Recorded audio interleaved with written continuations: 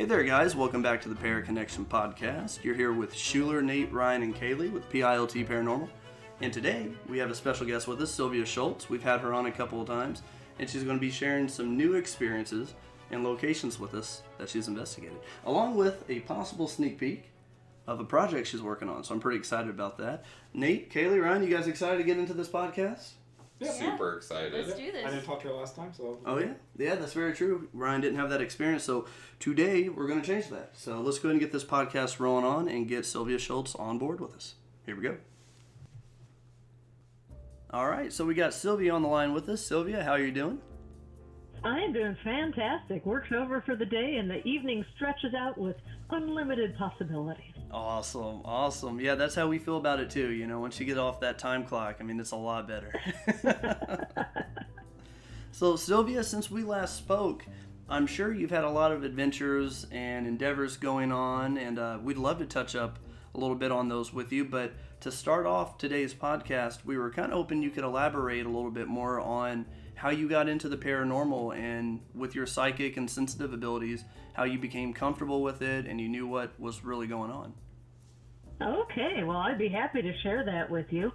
People always love an origin story. Oh, yeah. And the origin stories of ghost hunters are just as interesting as anything else. Absolutely. I have to disappoint your listeners right off. I did not grow up in a haunted house. I did not grow up seeing dead people. I still don't consider myself very psychic. I don't consider myself psychic at all. But I do realize that the more I'm doing this and the more I expose myself to these situations, the more sensitive I get. And I'll talk about that in just a little bit. So, how I got into the paranormal? Well, when I was... Oh, let's see. My sister had just been born. She was an infant, so I must have been 8 or 9 years old. And my parents took us on a road trip to where my mom had gone to college. And it was out in the country. It was in Carrollton, Missouri. So my dad is one of those dads that would just jump in the car and just like drive straight through the night and not stop at a hotel or anything. We were not big hotel people. Oh, man. So, so he just bundled the kids in the back seat, and my mom hopped in the passenger seat. My dad hopped in the driver's seat, and away we went, headed west. So, the kids just crashed out in the back seat. We were just completely insensible as soon as the car started. We were just out because it was so late when we left. So it was me and my sister and my infant sister and our cousin, Anthony. And we woke up, all the kids except for the infant, woke up in the back seat in the car. We had just been allowed to sleep in the car. Nobody woke us up to move us or anything. So it was the three of us, like, in a big puppy pile in the back seat. And I woke up first, and I looked out, blearily out of the back seat window, and I realized that my parents had put up a little tent next to the car, and that's where they were sleeping with my infant sister. And then it registered on me that we had spent the night camping out in a cemetery. Oh, man. I was 8 years old. I freaked out. Man, I would too at that age. I mean, wow. What a twist. Right? And, apparently we had arrived at the cemetery in the middle of the night, no less. It's scary enough waking up in a cemetery and realizing that's where you slept all night. Yeah. Yeah. So, an 8-year-old kid, and I was the oldest of the three kids in the back seat, so they all took their cues from me, so we all freaked out. But my dad said very sensibly, now this was before the laws, this was back in the 70s, and this was before the dawn to dusk laws. I don't know if it's a law, but the regulations that cemeteries are only open dawn to dusk. You could do that at that point. You could spend the night in the cemetery and nobody would say a word. And you wouldn't get rousted out or anything like that. So So that's what my dad did. He pitched a big tent in a cemetery. Wow. So that was my first experience with the paranormal, the hanging out in cemeteries, and I have to tell you, at 8 years old, I was not down with that. Yeah, it's a lot different. I love ghost stories. I just didn't want to be in the middle of one. Man. But the more I read obsessively as I was a kid, I read voraciously, and I loved anything weird, paranormal, supernatural, anything I could get my hands on. I read, Bermuda Triangle, Sasquatch, UFOs, missing time slips, chupacabras, anything like that. I just devoured it. Yeah. But I kept coming back to the ghost stories. I was terrified of ghosts when I was a kid, but I kept coming back to these ghost stories because the idea of communicating with someone who was freaking dead really appealed to me. Like, what have these people seen? I've always been a big history wonk. So the idea of talking to somebody who lived in a different time in history was just fascinating to me. So as I grew up, I kind of put away the UFOs, but I kept getting drawn back to the ghost stories because of the history. I was a history major in college, and that is what really draws me, is that historical connection, that living in a different time connection. That's what really grabs me about ghost stories, and that's why I have been so entranced with them for the rest of my life. I have a second stomach for ghost stories. I will devour them wherever I find them. And my best friend is somebody who can tell me a ghost story I haven't heard yet. Man. Yeah. So when I grew up, I realized that, I started off, I've always loved writing too. And I started off writing fiction, horror fiction, of course. And I got to realizing that, I don't have to make things up. I can write books of true ghost stories. I can find these stories and I can retell them in my own words. I can put my own interpretation and my own spin on them. And I am so grateful and so fortunate that people really enjoy that. They enjoy my storytelling, which I am just beyond grateful for. I love sharing these stories. I love looking at this history. Absolutely. Yeah, along with the history on that, Sylvia, it's not only like retelling these stories of the deceased people, but it's going back in time with the culture, traditions, even, laws. I mean, just comparing from the 70s to now, there was a major difference. But if we're talking about people that lived in the 1800s, that's even more different than 40 years ago, if you will. Yeah, exactly. I'll give you an example. Now, I'm working on a project right now that I'm not going to talk about it a whole lot because I want it to be a surprise, but one of the stories that I'm working on is the story of the Donnelly Massacre. And no one's ever heard of this. There have been a couple of books written on them, but you can't hardly find them in libraries. I work at a library. I can find practically anything. I ordered half a dozen books, all I could find on this particular incident in history. I have been able to get one of those books. Wow. That's scarce. Libraries just don't own it. And the book came in for me today. I'm just so excited to get a hold of it and read it.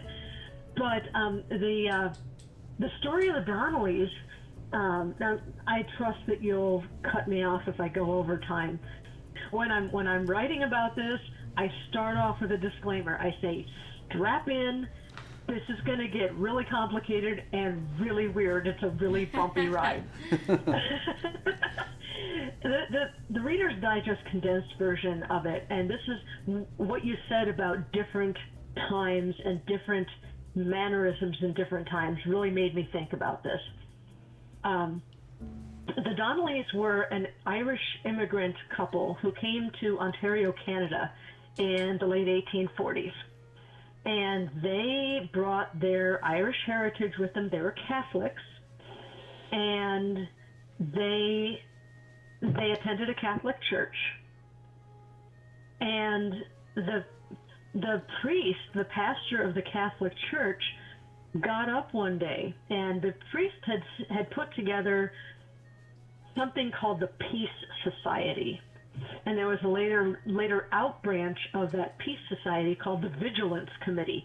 And what this Peace Society did ostensibly was to keep peace in the community around Ontario, but they did it by saying, oh, you have to let us into your house to look for stolen property. You have to sign this pledge that you're going to let us just come into your house whenever we want to and look for stolen property if you have it in your house. The Donnellys did not sign this pledge. They did not agree with it. And then this priest got up in the pulpit and started preaching hate against the Protestants in the area. Now, the Donnellys had a lot of Protestant friends. And James Donnelly got up in the middle of Mass and said, this is crap.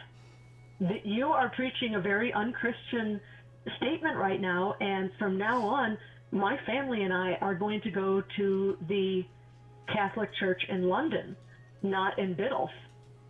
Oh, so wow. we are going to switch churches. We're not going to have anything to do with you. And they felt very strongly about living and let live. I mean, they were very tolerant. The other interesting thing about the Donnellys is that, and this just blows my mind, the Ontario Land Company offered land for people to settle on. It was like a homesteading thing. You lived on the land for a while, you paid rent on it, and it was kind of like a rent-to-own thing. The Donnellys James knew that he could never afford land. So he basically squatted on 100 acres. Oh, wow. Wow. Get it done one way or the other. And then it was, the 100 acres were owned by an absentee landlord who eventually ended up selling that property. And the guy who actually owned it showed up. Oh, dang. And Oh, man. wanted his land.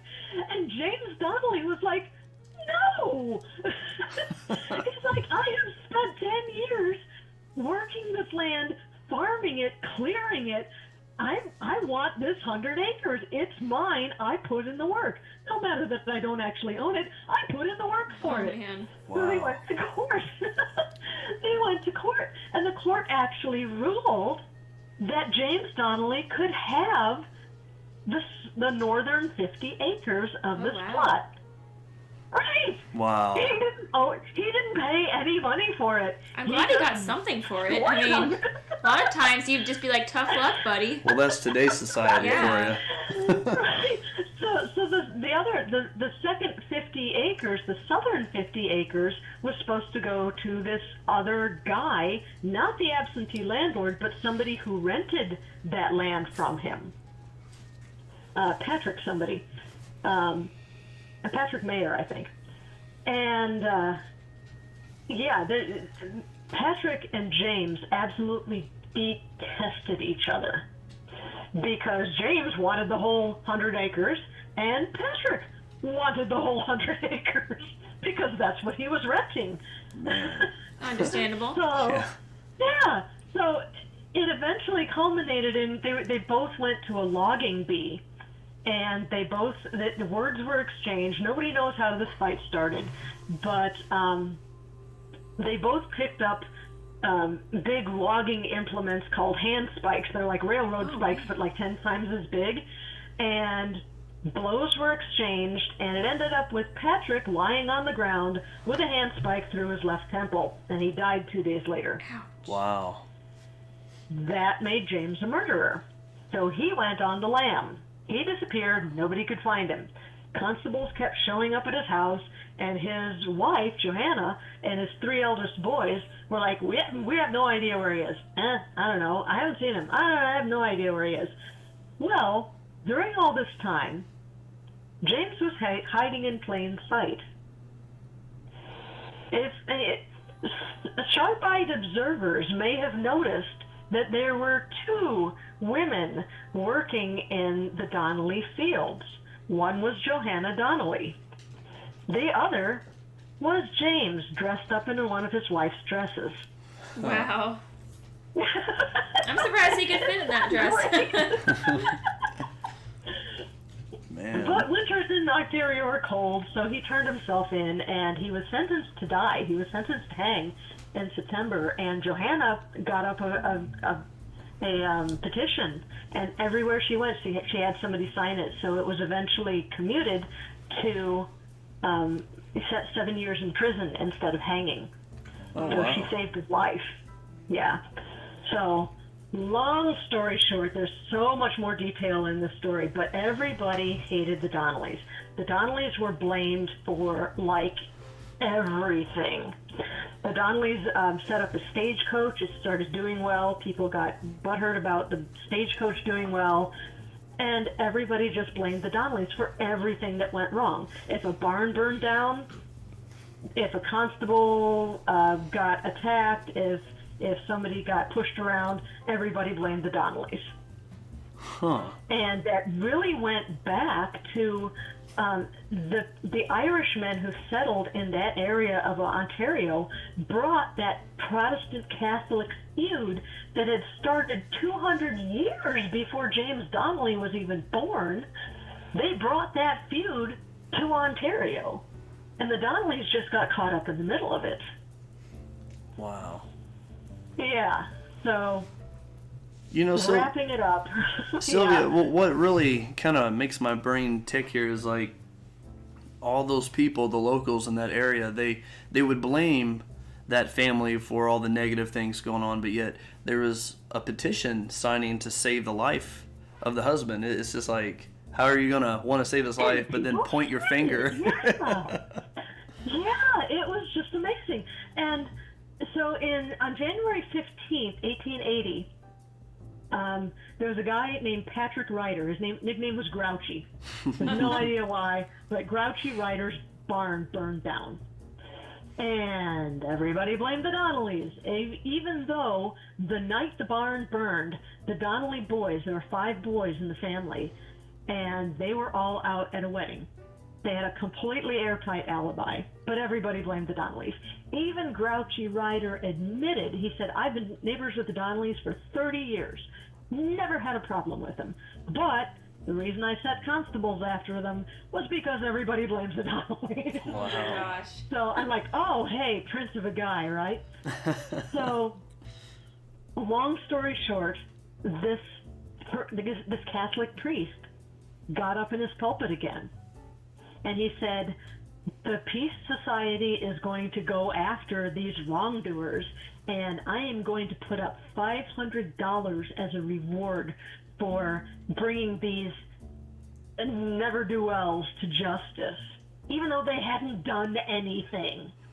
Huh. So members of the Vigilance Society met at a schoolhouse several miles away, got all liquored up, and went to the Donnelly farmhouse and killed James, Johanna. They killed Bridget Donnelly, who was Johanna's niece, who was visiting from Ireland, and they killed Tom Donnelly, one of the sons. They snuck into the house. They handcuffed Tom while he was asleep, and then woke him up. Wow. And James woke up, the father woke up and came into the kitchen, saw his son handcuffed. He's like, what have you got against us now? He just lost his temper. He's just, what now? What now? And Tom held up the handcuffs and held up his handcuffs wrists, and he goes, yeah, I'm handcuffed because this guy thinks he's smart. And the 30 guys busted into the house with farm implements. Tom made it as far as the front door, and somebody met him at the door with a pitchfork, stabbed him in the chest several times. He was still alive when he was dragged back into the kitchen, and somebody said, smack that guy in the head with a shovel a couple of times, stove his head in, and that's exactly what they did. They left the 4 adults for dead. There was a 13-year-old boy who was visiting, who was supposed to help with the farm chores. He hid under a bed, and these attackers poured coal oil over the bed and lit it on fire, not realizing that the kid was underneath it. Wow. And then the attackers all left to find the Donnellys that lived at another house. And the 13-year-old kid, Johnny O'Connor, came out from under the bed and ran to a neighbor's house barefoot, crying, and he was able to testify about all this. And the Donnellys who did survive the massacre also testified no one was ever brought to justice for this massacre. Wow. 5 people dead. The house burned down, 5 people dead. There was another Donnelly brother that was shot at a different house. Died within 5 minutes of having his chest filled with buckshot. No one was ever tried for that crime. So yeah, you talk about different attitudes. Wow. Yeah, that's a way different attitude right there, Sylvia. To the extreme. Wow. Crazy different.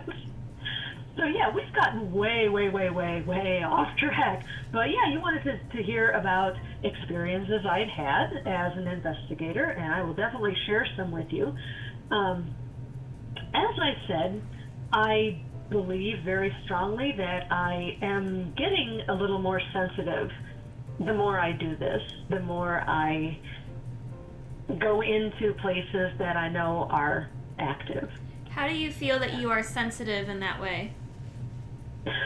Well, it takes a lot of concentration, but I have the sense, and I could be completely making this up too, but I don't think I am. I can go. You always feel like you're making it up. I'm humble. I'm not all full of myself. I'm not going to say I can see dead people. If I can't, I can't, and I can't, so I don't say that. But I can walk into a place that I know has reported activity, and I can kind of feel the energy of the place. For a couple of examples. For the first example, I've been to the Pollock Hospital at the Peoria State Hospital. The Pollock Hospital was the tuberculosis ward. I've been there countless times, so I'm familiar with it. But still, there's a pervasive sense of, it's a bit of a gloomy place because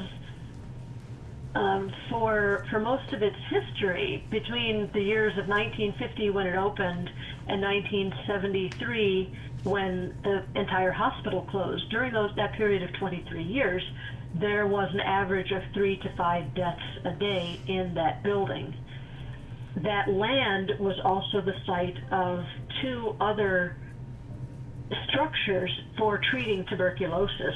So ever since 1902, when the asylum opened, people have been dying of tuberculosis on that plot of land for 71 years.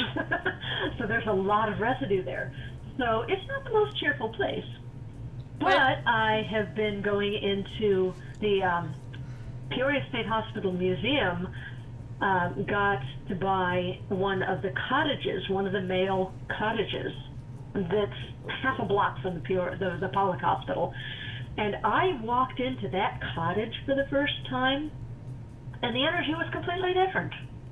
This was a place, it was a great big, you go through a little hallway, the little entrance porch, and it opens up into this big, beautiful day room.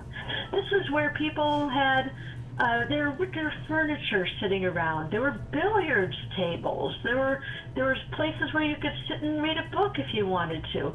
This was a place for living rather than dying. And this was a place where guys came to hang out. They met their friends there. They sat and chatted with their friends there. The energy was so much lighter in the cottage than it was in the Pollock Hospital. I love the Pollock. I love it. But the energy in the cottage is so much different. That's really interesting. Like, was it just like it felt playful, or it just felt lighter in general? Lighter in general, yeah. I haven't been in there. I've been in there 3 times. So I haven't really gotten used to whether the energy is playful or just light, but it's definitely a different energy. You can feel that right away as you walk in. Another example is I had a very interesting experience when I went to the Villisca Axe Murder House. Oh, really? Now, yeah. So I walked in, and I was extremely fortunate. I was there with a group, but the group decided to go have dinner before the investigation. So I was allowed to take the key and go in and spend 45 minutes by myself in the Villisca Axe Murder House. Wow. As soon as I got there. What was that like? That was amazing. Oh my God, it was so cool. So I went in, I knew the story. I went through the bottom of the house. I went upstairs. It's a small house. It is so tiny. So I went into the house, and I was walking through, and I was narrating what was going on, narrating my feelings and experiences and everything. And everything was okay for a while, until I got into the attic where the murderer hid until the small hours of the night when he came out and slaughtered everyone in the house. What did you feel when you went in there? What's that? What did you feel when you went in there? Oh, well, I was in the attic and just looking around, getting my bearings. And the attic is very bare. There are a couple of chairs there for investigators to sit. There's a couple of toys on the floor for ghost children to play with. And I looked up because I really believe in investigations and looking everywhere you can and what do you smell besides what do you see and feel. So I looked up, and the ceiling of the attic isn't finished, and you can see, if you look up at the ceiling, you can see the roofing nails, the ends of the roofing nails, the points. Oh, really? Coming through the ceiling. And it's just like one every inch. There's just this mass of points, nail points, right there. Oh, and man. I'm 5'4", and I kind of had to watch my head in the attic. And I said aloud, I said, man, you'd really have to be careful if you were hiding in here in the dark. You couldn't stand up too fast. You'd really hurt yourself. And as soon as I said you could hurt yourself, I got this feeling of, all right, you're done here. You need to leave now. Oh, and man. I just noped it right out of there. I'm like, okay, I'm going to leave this attic right now and go to a different part of the house. And that's what I did. And that feeling went away, and I explored the rest of the house. And it was very interesting because the feeling I got from that house was not a feeling, in the evening, it was not a feeling of dread. It was a feeling of comfort and safety. This was a house where 4 children were being raised. This was a small house. This was packed with love and laughter and playing children. And that's the vibe I got from this house. So I stayed the night there. I slept on the parlor room floor, right next to the bedroom where the 2 neighbor girls were slaughtered. So nothing happened all night. Nobody touched me. I had a camera going. I didn't see anything weird on the camera. So I got up in the morning and got all my equipment together and left the house. And I was tasked with returning the key. I was the last person there.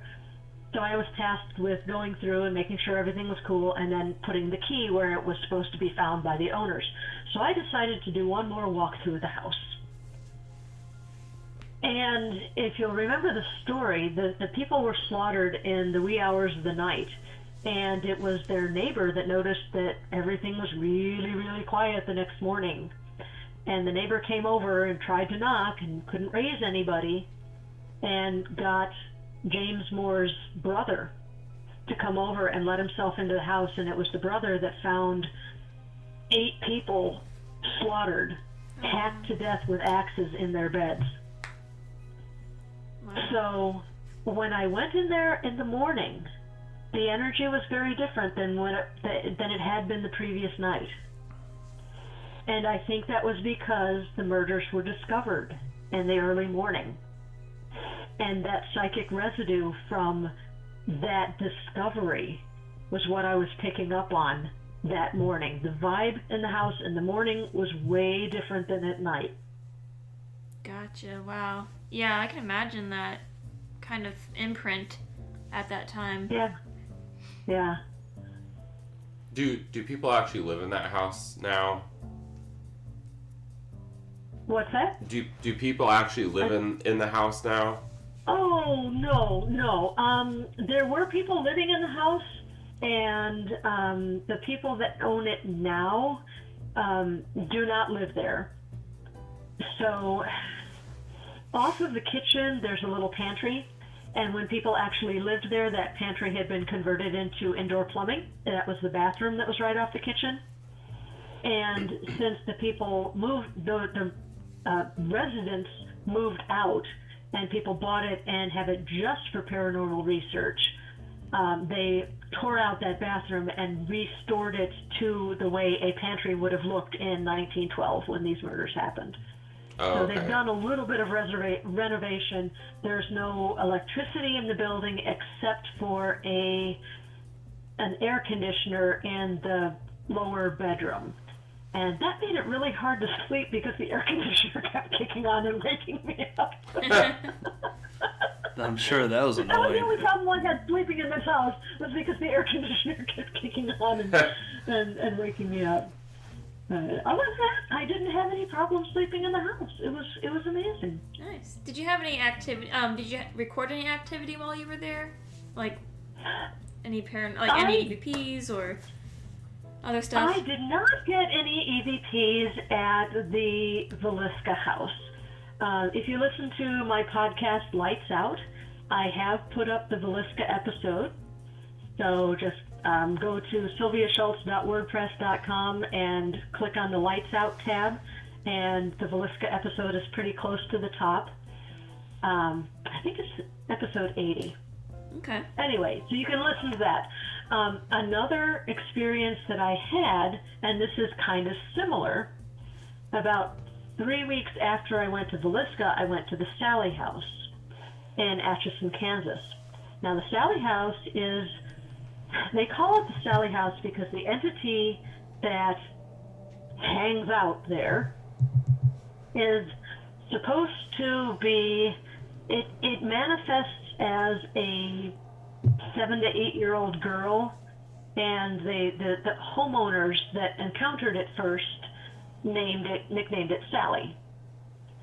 But whatever is in that house is not an innocent little girl. That has been established by the homeowners. That has been established by many, many researchers that have gone in there. So I knew going in that I was not going to pander to this entity. I was not going to refer to it as Sally.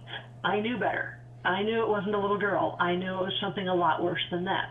What sorts of things So what sorts of things did previous people encounter before you went there? Oh, man. So the homeowners that lived there, Deborah Pickman, and I think her husband's name was Tony. Deborah actually wrote a book about it called The Sally House Haunting. Things started off very innocuous.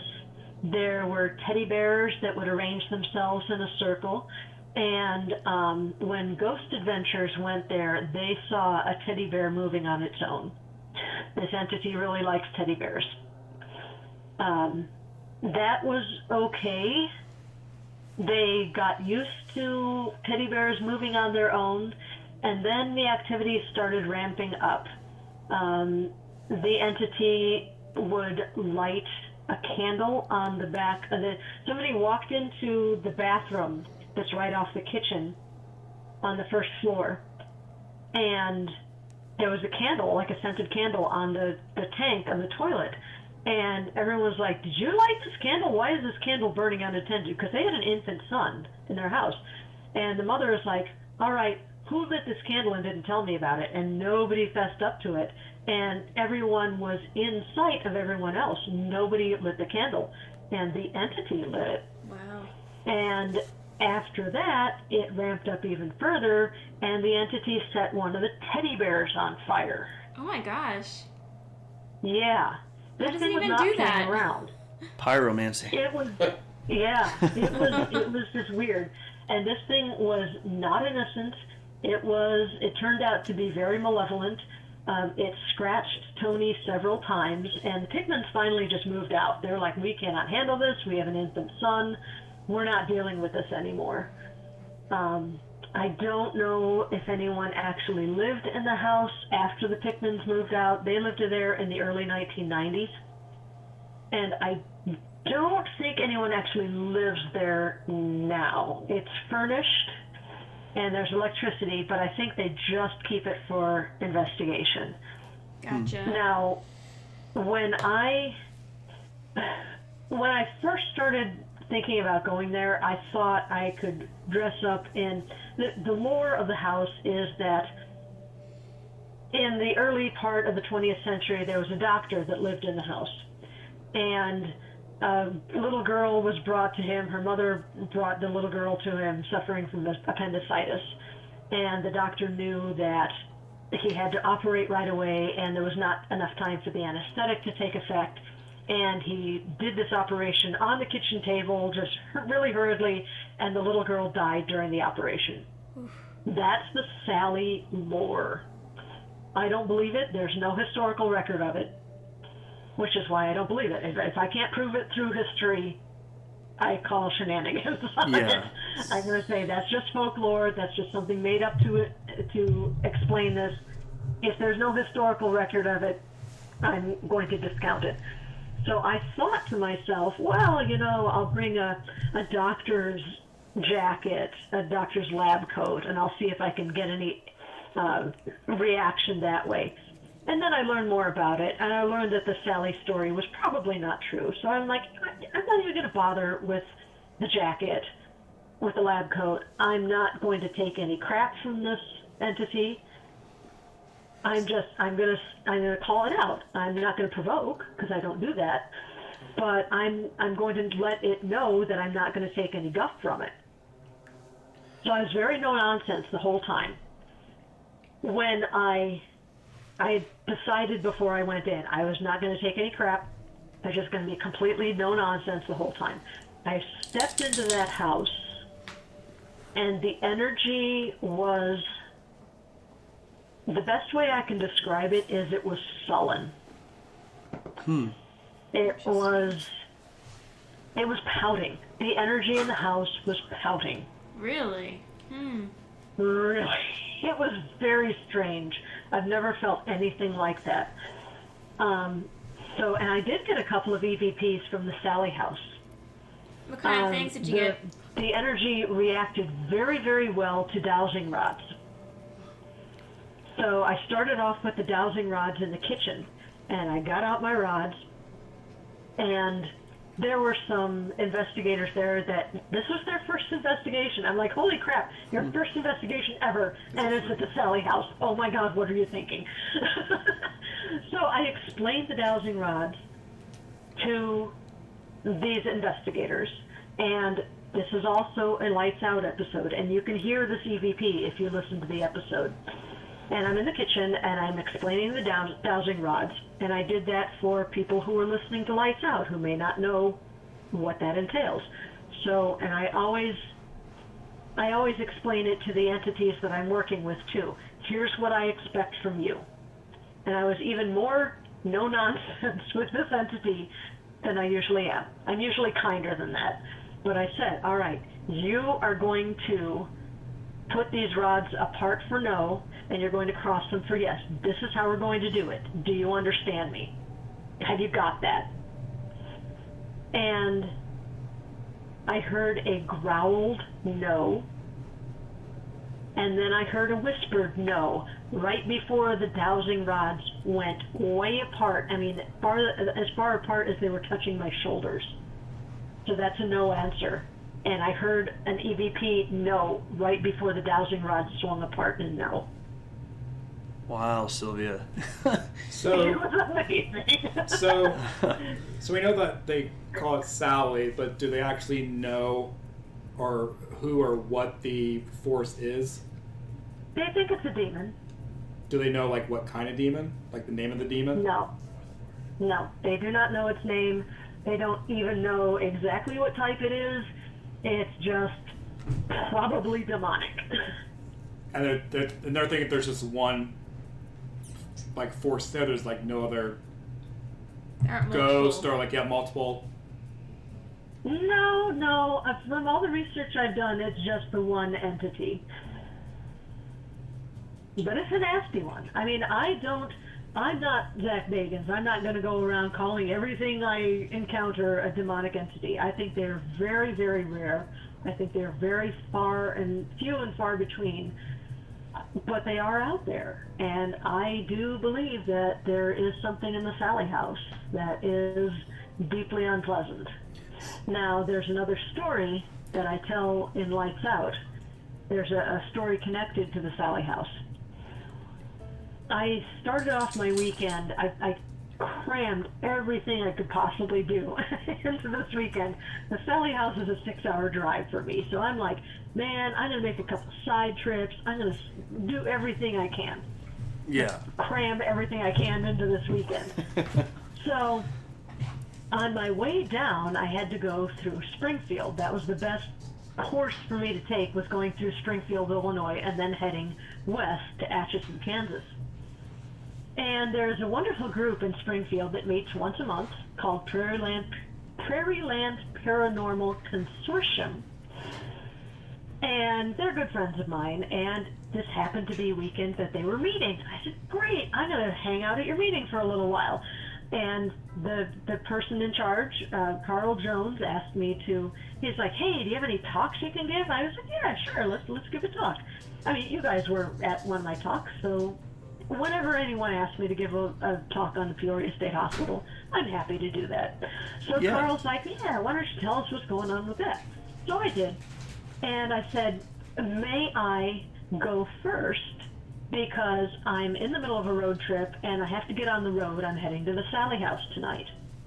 And Carl, his eyes got wide and he said, you need to talk to Larry because he has had a lot of experience there and he knows a lot of people who have been there. And he said, be careful. So I got to talk to Larry, and Larry's like, yeah, you need protection when you go there. Be very, very careful. He said, I know people who live a block away and have paranormal activity in their house. And he said, I have known several people who have been to the Sally house and then have gotten into bad car wrecks afterwards. So he said, I said, I have my protection tea, I have my crystals, I have my white light visualization. I'm ready. I promise I will be careful, but I think I'm ready. So he said, just please be careful. I promised him I would. So I get there. And when I go to an investigation, especially a place I know that's going to have negative energy, I make myself a tea. I brew a tea with water that sat out under a lunar eclipse, and I put in very strong herbs like sage and comfrey and nettle and cinnamon, and big dollop of honey in there because honey is a very strong sweetener and it's antibacterial and it's really good stuff. So I make myself this tea, and when I drink it, I do this visualization of the full moon and that beautiful pure white light. And I imagine that water that's been soaking under the full moon, I imagine that going into my body and suffusing every cell in my body with these strong herbs and that white light of the full moon. And that is my protection ritual before I go into a place like this.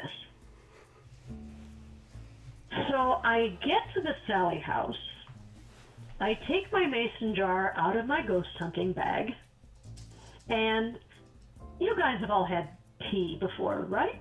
Yeah. Oh, yeah. Yeah. Nothing like that, though. This tea had gelled. Oh. What? It was the consistency of thick syrup. A lot of honey. How much I've honey never was had in that there? happen before. It was crazy.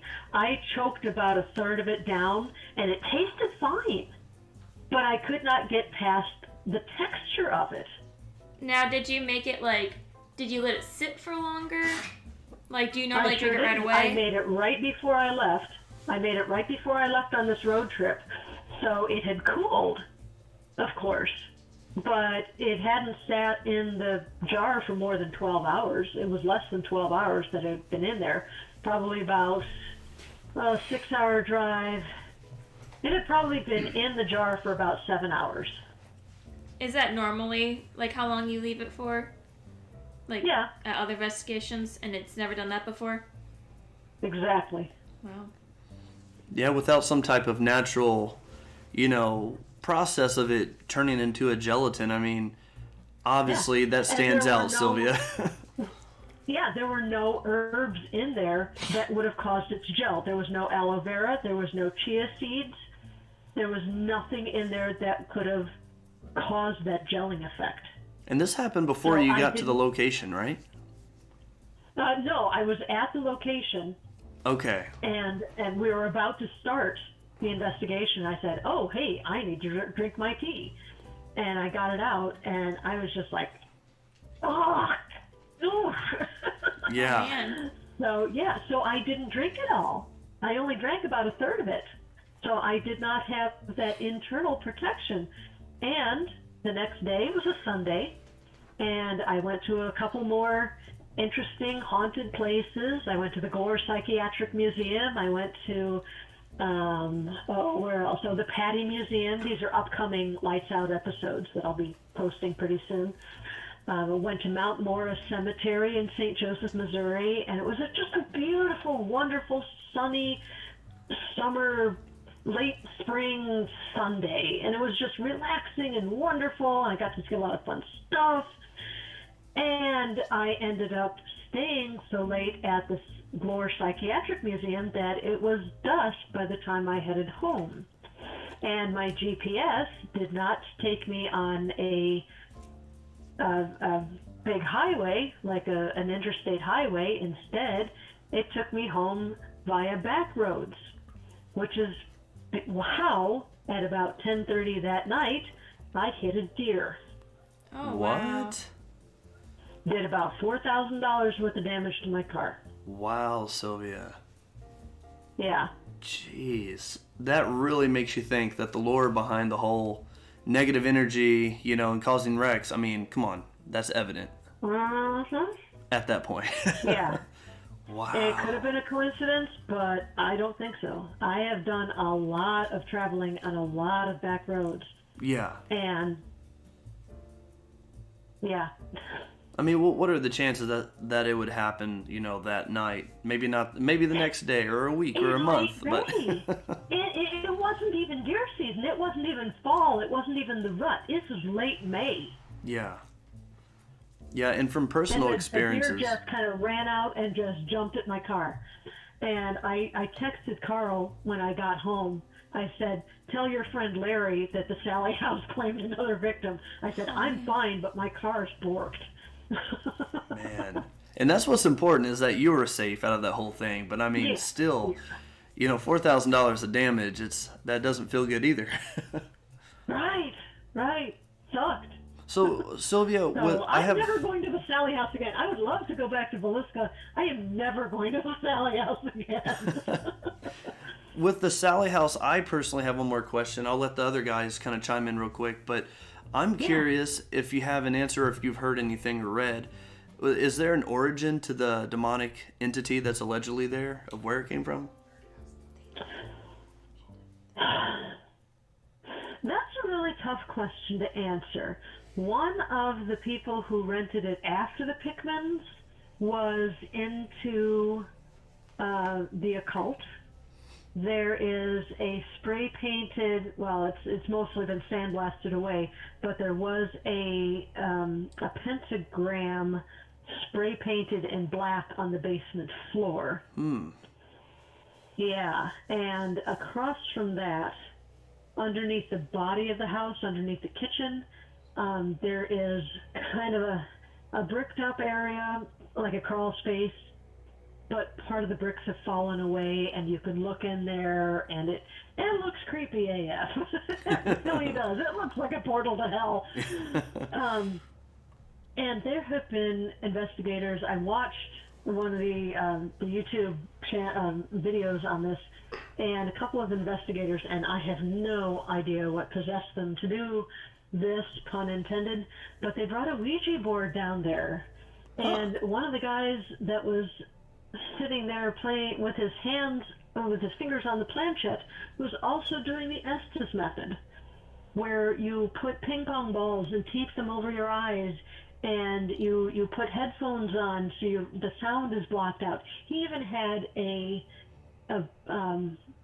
breathing mask on to block out any smells. He had no sensory input whatsoever except for the fingertips on the planchette. This was, I think, an incredibly foolish thing to do. Yeah. There were 3 other investigators down there, 2 guys on the camera and the other guy on the other side of the planchette. So he had other people down there with him, but that got real freaky real fast. The guy was reacting. He never said anything, but he was reacting like he was being touched. He was reacting like he was seeing things and flinching away from them. It was just really bizarre. So, with the pentagram on the floor and there was evidence of animal sacrifice down there too, and that's why that renter got kicked out. Wow. But yeah, with all of that I think was a reaction to something already being in there. And I think the renter was trying to summon that entity further into the house. Okay. I don't know the origin of that demonic entity. It seems to have been there when the Pickmans moved in. I don't think it has anything to do with the doctor that lived there. I don't think it has anything to do with the little girl who may or may not have died on the table. Gotcha. I do believe in demons. I do believe in demonic presences. The lore of this house is that the little girl died during the appendectomy, and they make a big deal of her last conscious moments were of a man hurting her terribly, and then she died. So maybe something like that actually happened. There is no historical record. Yeah. But maybe so many people have told this story that it has created some sort of thought form, like a tulpa. Yep. Maybe that lore has just taken on a life of its own. And whatever malevolent entity happened to be in the area kind of glommed onto this lore. And made it Anything's possible. And made it like a reality. Yeah. Yeah, that's what I've also believed with other stories too, Sylvia, such as like Slenderman. You know, Slenderman itself may not be a real entity, you know, but who's to say that there's not a demonic entity that is real, and it can take the form on of exactly. Piggybacking on it. Yeah. Okay. I know that I've seen like a documentary about that house, and there was supposedly a picture of an older gentleman that they had taken, or someone had taken, where he was sitting, and like two of the children were in front of him, and they had suspected that he was the one that like went into the house to kill them. Okay.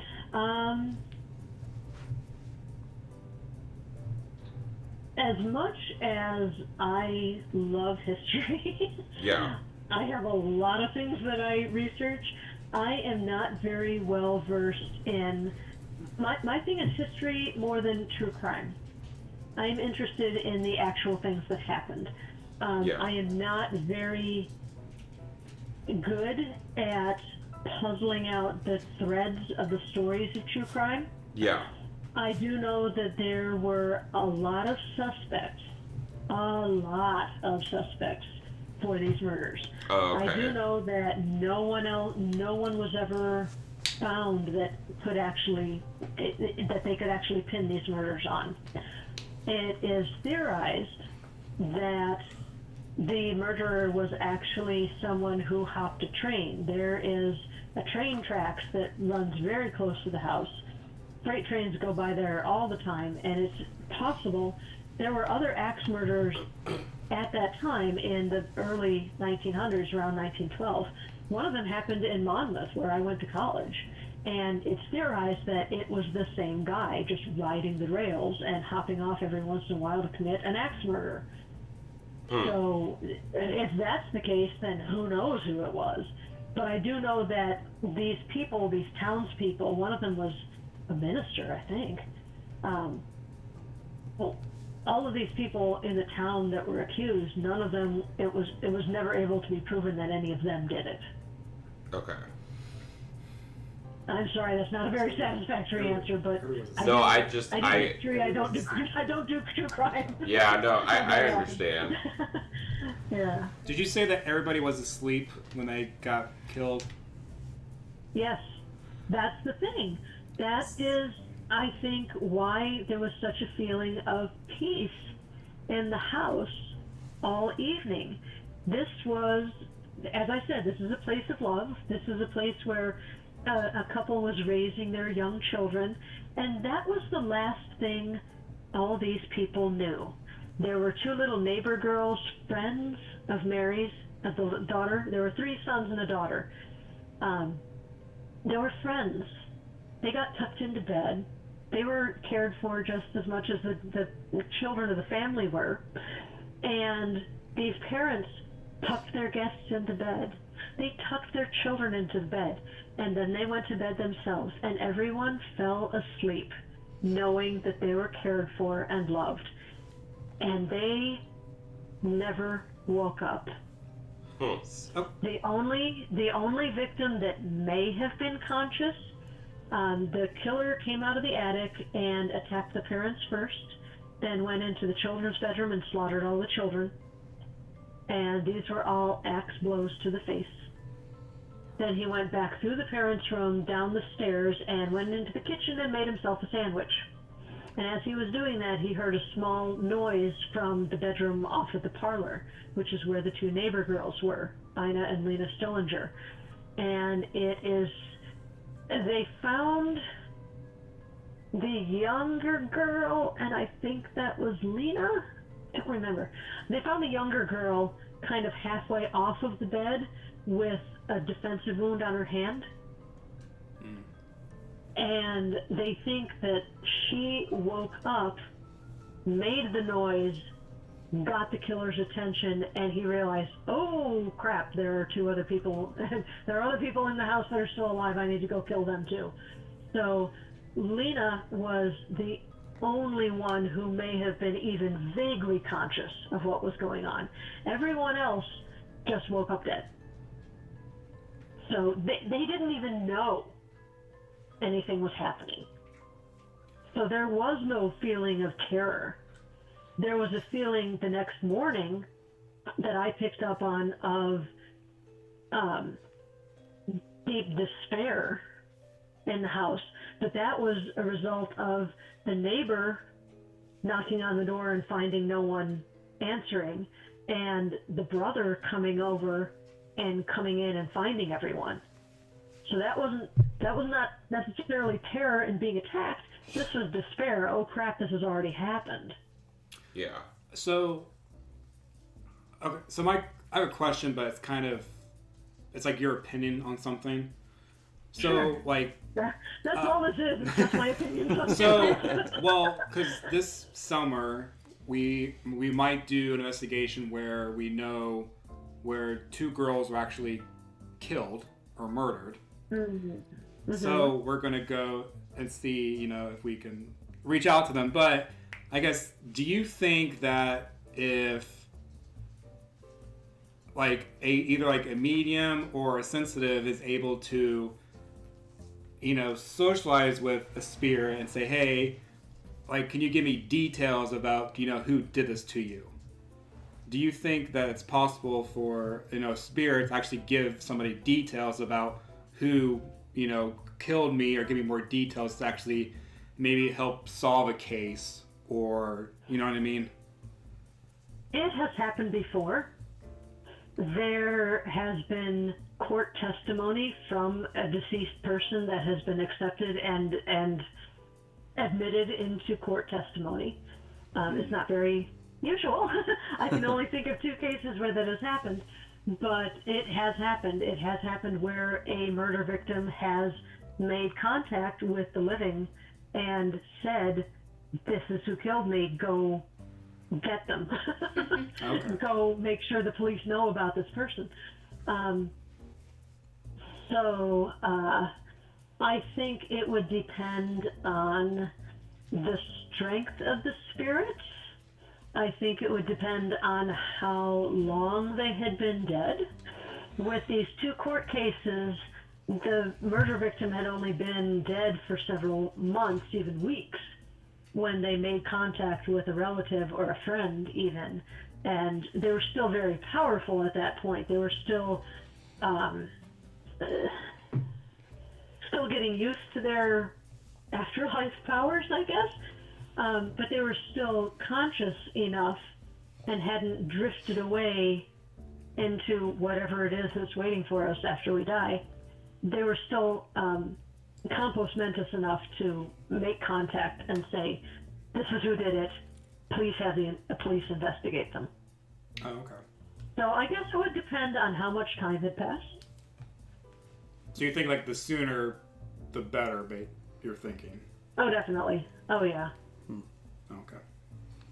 Now, Sylvia, with those 2 cases, were there actual physical, real-world evidence that came into play to justify those spirit allegations? Yes. Yeah. One of them happened in the 1880s, I think, and it was a daughter who had been in an abusive relationship with her husband, and her husband killed her. And that's right, it's coming back to me now. I don't remember names of this. I'm sorry, I can't give you the names, but she died, and everybody knew she had died. And there was a wake. It was the 1880s, so the body was laid out in the parlor and all that sort of stuff. And the husband was just fussing over the body, and oh, my wife is dead. Oh no! And he had wrapped a scarf around her neck, and her mother said something about, oh, let me take this scarf off, and the husband was like, no, don't do that, just leave the scarf on there, which was kind of weird. And the daughter appeared to her mother several days after she was buried, after the daughter was buried, and said, my husband strangled me. And the novelist Sharon McCrum actually wrote a book using this ghost story as the premise for her book. And she was like, yeah, my husband strangled me. I want you to dig me up and prove it. And they did. They exhumed the body, and they unwrapped that scarf. It's kind of like a silk scarf, not a woolen scarf or anything like that, but like a silk scarf. And they took the scarf off from around her neck, and there were bruises, and the neck was just really loose. Her neck had been broken. Wow. And her husband was trying to hide it in the coffin when she was being waked, and she was on display by putting the scarf around her neck. And the other case happened in some big city. I don't remember whether it was Chicago or Detroit. I don't think it was Chicago. some big enough city to have an immigrant population. And there was a Latina girl who had fallen in with kind of the wrong crowd. And she worked at an office building, and she had a couple of friends, work friends, And she had this guy that she was going out with who ended up killing her. And nobody could figure out who did it. They had very little to go on. There were very few clues to go on at the crime scene.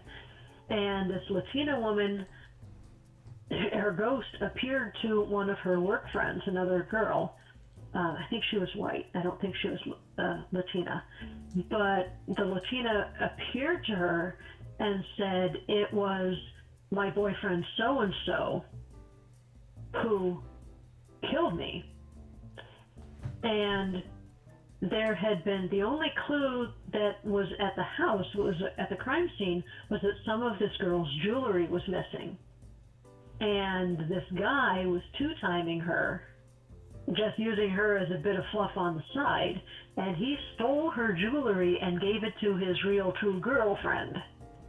Wow. And that's what the ghost said. She said, go and find my jewelry. He gave it to his girlfriend. So that's how that case was solved. Wow. That one, Yeah. that's insane, to say the least. For the second one, that really stands out, to actually go look for people that are living, looking for specific jewelry that the average person wouldn't know about, being a part of the deceased, and then it is. That was much, much later. That was in the 60s or 70s. Okay, 60s, 70s, Yeah. Wow. Maybe early 80s, but I think it was in the 70s. Wow. Yeah, that's something else, Yeah. Sylvia. I mean, and to go back on what Ryan's saying, some of these investigations that we're planning on doing for the 2020 year, these locations do have real life documented, deaths on site. Mm-hmm. And most locations that we've gone to, obviously there's allegations or, old rumors and urban legends and whatnot, but these are actually documented, and it's a new take that we're going to kind of go on with proof. Good. Yeah, proof from this world and see if that kind of correlates with the next world, if you will. And that is so much better for an investigation, because if you know the history, then you can tailor your questions, and you're going to get a much higher chance of getting a good EVP. You're going to have a much higher chance of actual communication. Absolutely. Oh yeah, I totally agree with that. Yeah. Sylvia, I did have one more question before we come sadly to an end on today's podcast. Okay. It kind of goes back to your origins of when you were a little girl and when you were first introduced to the paranormal. Can you recall the very first incident or encounter that you had with the paranormal that stood out to you, or that really made you think differently about life? Yes. And it happened, well, okay, there are a couple that I'll tell you about. One was much earlier, and the other happened when I was an adult. This was just several years ago. Okay. When I was in college, I went on an exchange student program, and I got to spend 2 months in England and 2 months in Italy.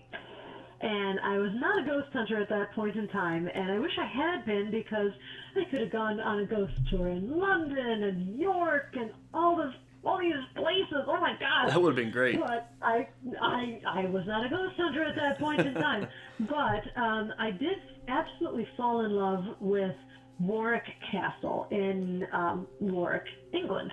And there is, in the town of Warwick, which kind of lies below the castle, there's a church called St. Mary's, and they have crypts in the basement. And people are buried, you walk along the floor, and their tombstones set into the floor, and you're walking on dead people. But also there are crypts in the walls, kind of like mausoleums. And there's a little barred window, and you look through just like in an American mausoleum. So I was looking through the barred window into one of these crypts, and there were 3 or 4 biers on each side, on the right and left sides. And I have no idea what this was. I don't know what happened, but all of a sudden, and I claim no sensitivity at all, remember, but all of a sudden, I got this feeling from the second beer from the bottom of the floor on the left, and it was like somebody was glaring at me saying, "You don't belong here. You are alive. We are dead. This is not your place. Get out." I'm like, okay, I'm leaving. Yeah. Man. I don't consider that a psychic event. I like to think that I was sensitive enough to pick up on something. I still don't know what it was, but it was enough to get me out of that basement. Yeah. I'll tell you what. Wow. And then the second thing that happened, this was only about 10 years ago, 11 years ago. I was doing research for my very first book of true ghost stories. And I went to a haunted theater in Peoria. And this theater is haunted by the ghost of one of the directors that used to work there, a man named Norman N. Dean. He died in 1960 when he was in his early 30s. I believe it was cancer. But he loved the theater very, very much. And he has stayed there, and he is a beloved member of the theater family. Everyone knows Norman. Everyone loves Norman. So I was doing research, found out about Norman, and decided to go have a visit. And got there in the afternoon. I had a split shift from work, so I had to leave at some point and go back to work. So I went there, and I'm poking around the theater, and the manager of the theater was kind enough she was in the front office, and she let me just hang out on stage by myself. And there was a set being built. They were in between productions. And there was a board, like a light pine board, lying across a couple of chairs. And I addressed the open air, and I was still a baby ghost hunter at this point in time. So I didn't have any equipment. I didn't know what I was doing. But I addressed the open air. I said, "Norman, my name is Sylvia, and I'm writing a book about ghost stories, and I have heard that you are a ghost in this theater. I know you loved it very much. And I said, I would love to be able to tell my readers that you're actually here. Can you make a noise for me or something?" I said, "I have no equipment, so I can't take your picture. But if you'd make a noise, that would be wonderful. Or move something, that would be great." And I listened, and I didn't hear anything, and I looked around, I couldn't see anything moving. I looked over by the stage door, and there was a child's desk sitting by the stage door, and there was a stack of plastic shot glasses sitting on the desk. So I said, "Aha! Shot glasses are nice and light. It's easy for a non-corporeal spirit to move."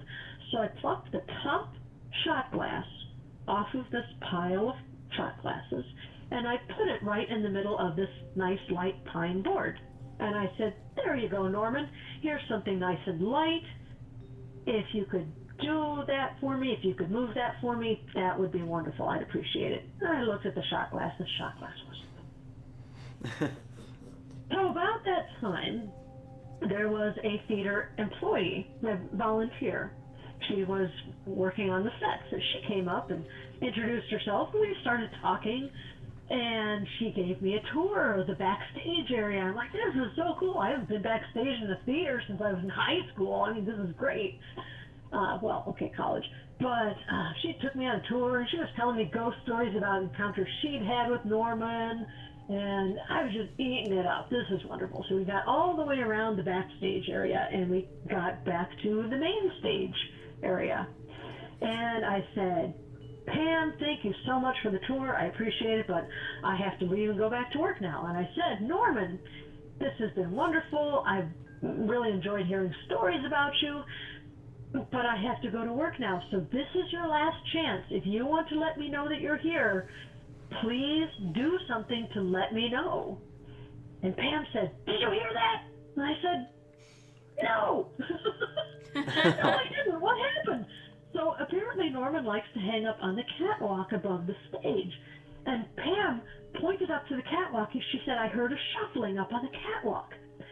And I said, Norman, that was wonderful, but I'm sorry, I missed that. Could you do it again, please? And Pam just whipped around with her finger pointing up. And sure enough, we both heard rustling on the catwalk. And there was no one up there. So I said, oh, Norman, thank you so much. I heard that. I know you're up there. Thank you so much for letting me know that you're there. I really appreciate it. That was wonderful. So I picked up the shot glass, the plastic shot glass, and I was raised properly. I was raised to put things back where I found them. So I went over to the desk with the pile of shot glasses on it, and the stack of shot glasses was gone. Gone. Gone. No one else had moved And it. Wow. No one else was back there. It was just me and Pam. And I looked at Pam and I said, there was, okay, all right, there was a stack of shot glasses here. And then I could see this smile spreading across her face as I talked. I said, that stack is where this shot glass came from. I took it off the top of the stack, and now the stack is gone. You didn't move that, did you? And she said, no. And I knew that was going to be your answer because she had been with me the whole time. And she said, that's what Norman likes to do. He likes to move stuff. He likes to play tricks. And then she said, to be fair, you did ask him to move the shot glass. Shot glasses. Yes. He just moved the whole pile. And I talked to Pam a few weeks later, and she said that stack of shot glasses never has turned up. Oh my gosh, sounds like a show-off. Wow. So that was my first experience actually communicating with a spirit, and that was great. That's something I'll never forget. That's awesome, Sylvia. Yeah, you kind of answered a question I had. I was going to ask, did you think that the shot glasses was that shuffling up on the catwalk? But being that they haven't shown up yet, and I'm sure people's walked up there, it probably wasn't. No, it sounded like it sounded like footsteps. Okay, that type of shuffling. Yeah. Okay. Right, yeah. Wow, It that's sounded interesting. like somebody leaning with their elbows over the catwalk and kind of shuffling around and moving their elbows around and maybe shuffling their feet a little bit. If someone was watching a play from the catwalk and fidgeting a little bit, that's what it sounded like. Gotcha. Okay. Yeah, I know that would throw me off guard for a minute, especially if it's just two people in a big theater area. I mean, come on now. Yeah, no kidding. Oh, we were both delighted. Man. We walked out of there with these huge grins on our faces. I wasn't scared at all. I was loving it. That does sound like a really unique and neat, like, awesome experience. For sure. Yeah. Did you guys have any more questions for Sylvia? I don't chance? have any. I'm No, good. I don't. Not right off? Well, Sylvia, I hate to say it, but I think our podcast is coming to an end right about now. Okay. Yeah, we've hit a good time for the podcast here. Before we go off, though, just like always, if people want to reach out to you, check out your books, or look into the podcast, what would be the best ways for them to reach out to you? The best place to find me is at sylviashults.wordpress.com, and that's SHULTS. If you go to that site, at the top of the page there are listings, the places you can click for horror fiction, romance fiction, and paranormal nonfiction. That's what you're probably going to be looking for.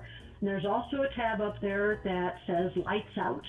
And if you click on that, it's going to have a list of every single episode with the YouTube link. Lights Out is also a podcast, but I do put pictures behind it and put it up on YouTube just so it's easy to find. But if you're into the podcast instead, it's on Spotify and SoundCloud and iTunes and Apple and anywhere you can find a good podcast. Just look for Lights Out with Sylvia Shults and you'll find it. Wonderful. So it's not hard to find you at all then. No. People surprise me every day. They say, "Hey, I listen to your podcast." Oh, thank you. Absolutely. Again, Sylvia, we can't thank you enough for coming back on and sharing more stories with us and even giving us a little look inside of future projects you have coming out. Seriously. Yeah. Yeah, it's always fun listening to what you have to say because you have like lots of fun stories. Thank you. I love telling stories, and I love telling stories about ghosts. So do we. Oh, yeah. Well, Sylvia, you have a wonderful day and evening, and we will most definitely talk with you in the future. Fantastic. Good night, guys. Thanks for having me on. Bye. All right. Thank you. All right, guys. Another awesome podcast with Sylvia Shults. I think that went fantastic. What do you think, Nate? Oh yeah, very informative. She's a really nice person. Well, I mean, every time that she comes on, she always has a good story to tell and good experiences. And luckily, Ryan was with us this time. What do you think, Ryan? No, I thought it was good. Pretty good? Yeah. Yeah, I think there's quite a few new stories that we didn't get to share and listen to with her last time, especially at the talk, because obviously there's not enough time for all the stories that she has or the experiences. But the one that stood out to me the most was with the demonic entity at the Sally house, because for the mere fact that it's portraying as a child and the origin of the entity isn't known. I mean, there's just a lot of questions, but with it being so active, to me that just intrigues me, and it's one of those like go-to stories. So that one stood out to me a lot. What about you, Kaylee? Do you have any thoughts? I was fascinated by how she could sense how different an atmosphere would be when she goes in, even during the different times of the day. Like when she mentioned the axe murder cabin house. Was it a cabin? I can't remember. It's a little bit of both. It can be what you want. Axe murder Yeah, house. so it was kind of neat how she said it seemed really peaceful at night because technically the family was murdered while they were sleeping, and then in the morning it seemed kind of full of despair. I will say that's a different take. I've not heard that theory before, or even someone saying that they experienced those type of emotions. Considering that there were murders, but there's still some type of positive vibe, which to a point I think is good, but still it's makes you wonder. It really does what the other side has in store. Well, with that being said, I think we're going to go ahead and wrap up today's podcast, depending on when and where you're listening. Of course, if you guys want to reach out to us with questions, concerns, comments, or you want to get on the podcast or share a topic, you know how to reach us. Go to Google, type in PILT Paranormal, and you're going to find our Facebook, Instagram, website, and of course the podcast. And we're on just about any and every podcast platform you can think of, so it's not too hard to find us. So yeah, I think that's pretty much it. Of course, thank you guys again for tuning in, and until next time, stay frosty.